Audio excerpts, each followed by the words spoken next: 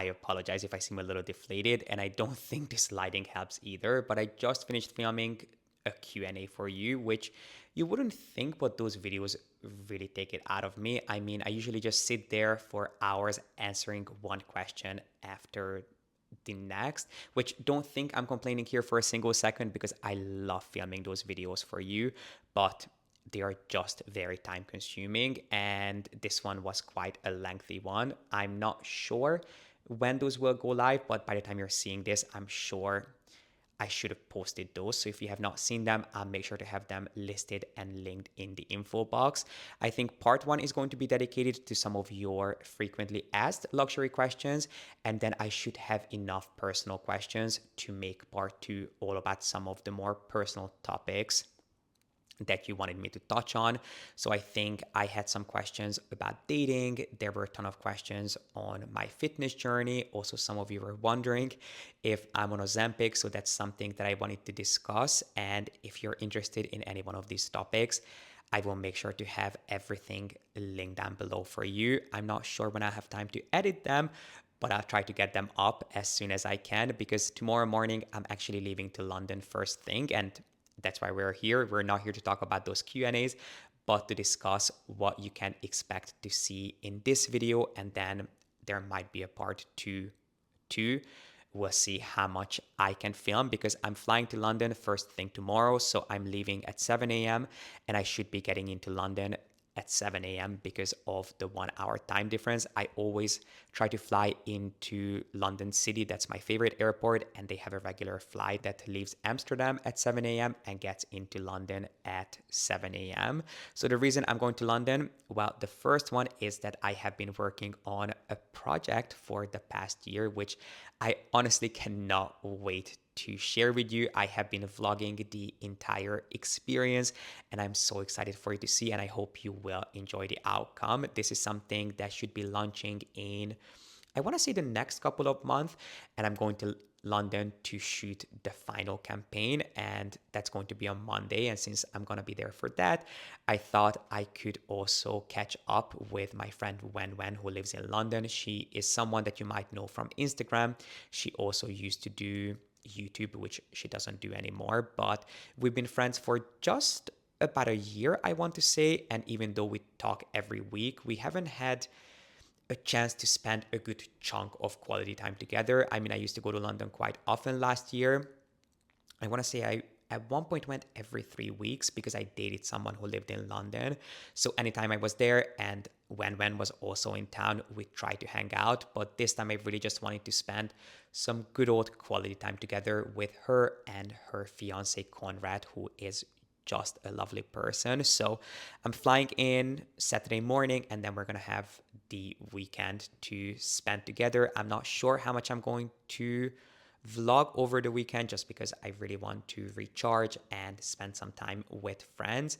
And then over the course of the next week or the next few days, I will spend a lot more time with you guys. We'll, of course, have to go window shopping. I don't really have anything specific on my personal wish list, but when in London, you cannot skip the stores. I do think that London has some of the best stores and really just the best shopping. They have the biggest variety of pieces. I just really love shopping in London. Of course, the Row is on my list of places to visit. I don't really have anything specific that I'm looking for, but I do want to stop by. Loro Piana has just recently come out with a new bag, which I feel some of you might be interested in. So I definitely want to give that a look, not necessarily for myself, even though that bag should be launching in a larger size later this year, which I think might be a little bit more up my alley, but I want to look at it regardless. We'll, of course, have to stop by Chanel, just because Wen loves Chanel. So that's a store that we'll definitely pass by. And if I can vlog, if there are any pieces that I feel are worth your time, I'll make sure to include those too. And I'm trying to think if there's anything else. Not really. I just really want to go to London and enjoy summer there. I mean, London is beautiful all year round, but in the summer, it feels like a completely different city and a completely different experience. I think it really comes into its own, and I'm really excited to share with you. I'm going to go ahead.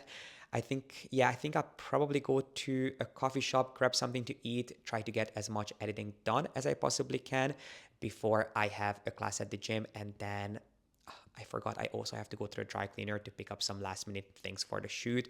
So I need to finish packing. There's still a lot on my to-do list, but I wanted to check in with you first and foremost because I don't think I have the mental capacity to do that early in the morning tomorrow before I head to the airport. And then, as I mentioned, over the weekend, I'm not sure how much filming I'll be able to get done, but I'm just really excited to go to London with you guys, and I hope you are excited about this adventure too. If you want to join me, then make sure to give this video a thumbs up. Subscribe down below if you haven't done so yet.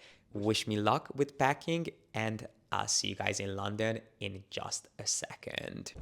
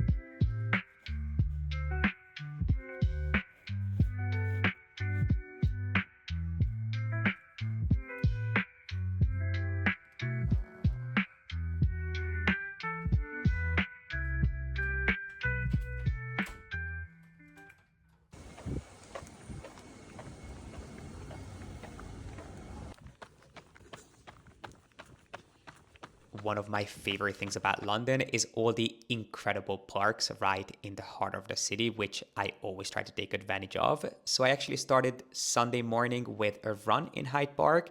And before meeting up with Wen and Conrad for brunch, I stopped by Jessica McCormack's new store on Sloane Street.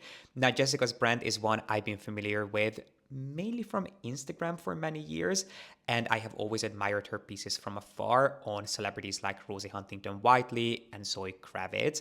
This was actually my first time seeing her pieces up close and personal, and I can tell you one thing, they did not disappoint. Most of Jessica's pieces are inspired by either vintage or heirloom pieces, but as you'll see, they all have kind of a modern twist to them. Something I really appreciate about her pieces is that no matter how glamorous or even excessive some of the diamonds are, she always tries to ensure that the pieces remain wearable and they don't just spend the majority of their lives sitting in a safe collecting dust. So she calls most of her pieces her day diamond pieces, which I think is just such a fun little detail. And if you know me, you know that I follow the same ethos when it comes to my own luxury collection. When it comes to investing a lot of money in a piece, I would like to make sure that it is actually something I'll be able to use and take advantage of. So I loved hearing that this brand follows the same concept, and she definitely had some incredible pieces for us to look at. My personal favorite piece was this kite-shaped diamond pendant, which I have seen many diamond rings, earrings, and pendants in my time. I have never seen a diamond this shape. So what was explained to me is that Jessica really enjoys using diamonds and shapes that other brands would just throw away or would try to cut down and make even smaller because they don't enjoy the irregular characteristics of these stones. But I was really surprised by this shape. It kind of reminded me of a natural crystal or a natural gemstone, but it is definitely on the pricey side. So this pendant, which features a 1.5 carat kite-shaped diamond, was £30,000, which obviously Jessica's brand is still up and coming and it's not nearly as well known as other designer houses, but they are the living, breathing definition of luxury. Something that you will notice if you look at her pieces, or especially if you feel them, is how substantial every single piece is. I was also shown a smiley charm, which was personally a little bit too quirky for my liking. I've seen brands like Lauren Schwartz offer things like this, but it just really wasn't for me. And I also got to see a vintage diamond, which I think was over 4 carats. And it was, if I remember correctly, just around £60,000, which for the size of the stone and for how much bang it would add to your collection, honestly did not sound like that bad of a deal. I mean, don't get me wrong, it is an insane amount of money to spend on a single pendant, but it was definitely quite a show-stopping creation. So if you're looking to invest in serious fine jewelry pieces that will truly become a family heirloom, I would highly encourage you to explore Jessica's creations, because I do think that there is something special about this brand.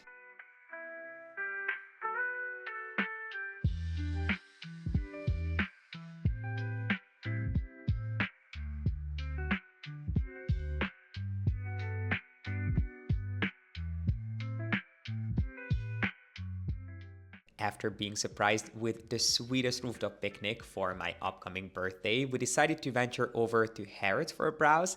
And I was actually really happy to find these new sneakers from Hermes on shelves, because they don't seem to be available anywhere else in Europe, or at least I haven't been able to track them down. They are called the In sneakers, and they have a really similar sort of retro feel to them as the Jazz sneakers I just bought a couple of weeks ago. If you have not seen that unboxing, I will make sure to have it linked up here in the corner. But these In sneakers are slightly more narrow and low profile, which I actually think makes them a lot less flattering than the Jet I opted for. But regardless, I'm happy I had the chance to look at them. And this footage is actually from Selfridges, so I'm going to blend some footage here because I don't want to jump back and forth too much between the different brands. We also had a browse at Selfridges, which I have to say, Hermes at Selfridges is not my favorite. It's quite a small store. It kind of reminds me of an airport store, and they really have a small selection of pieces.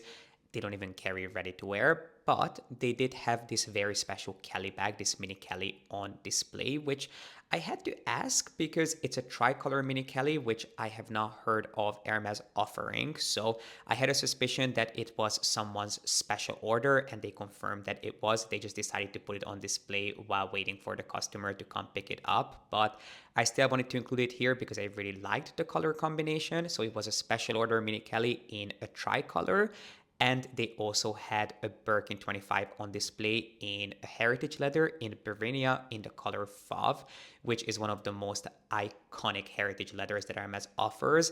And it is also one of the most expensive leathers, because this Birkin 25 was £11,500.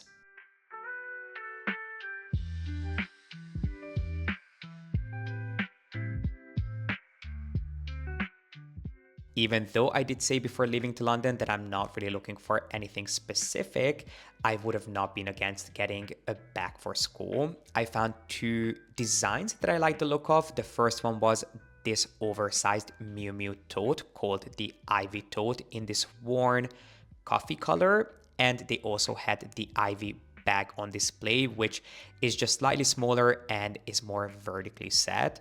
And while I liked the look of both and could have found a place for either one of them in my collection, I was kind of partial to the larger ivy tote, to be honest, which I could have even seen myself using for traveling. But as much as I like them, I wasn't in love with either one. So for now, I would say that they are a pass for me personally. But if you're looking for a large and in charge workhorse tote, I would honestly recommend giving these a look because they are the kind of thing that you can carry to work. You can use them for traveling anytime you need a larger bag, but a bag that isn't overwhelming. I think these would really come into their own. So maybe give them a try next time you pass by a Miu Miu counter because I think you will be really pleasantly surprised, especially if you are more petite but you still have the need for a larger bag. I think you would really enjoy the Ivy bag considering how narrow it is. And to be really honest, across the board, I have just been really impressed by some of Miu Miu's more recent creations.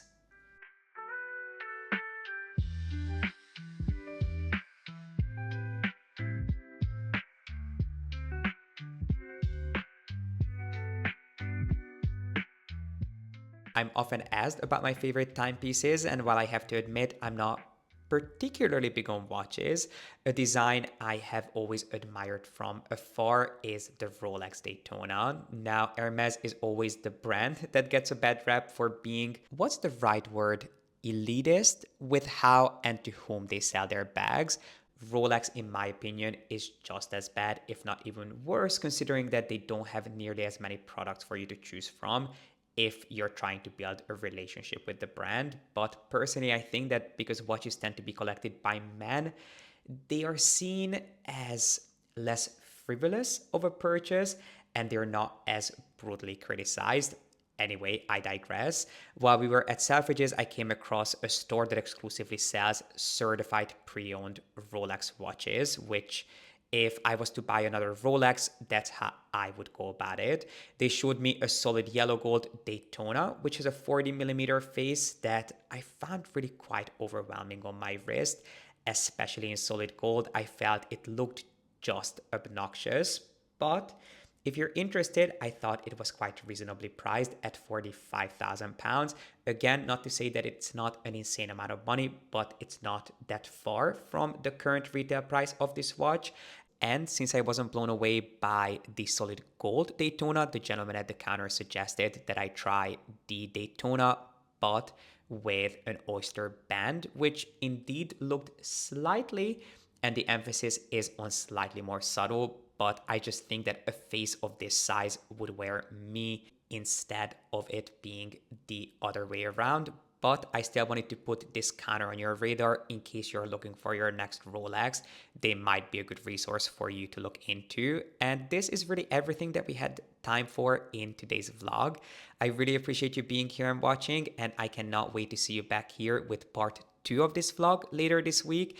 And then next week, I'll have to do a little luxury unboxing of all the pieces that I was really kindly gifted and the pieces that I bought while I was in London. So I cannot wait to see you back here with a new video really, really soon.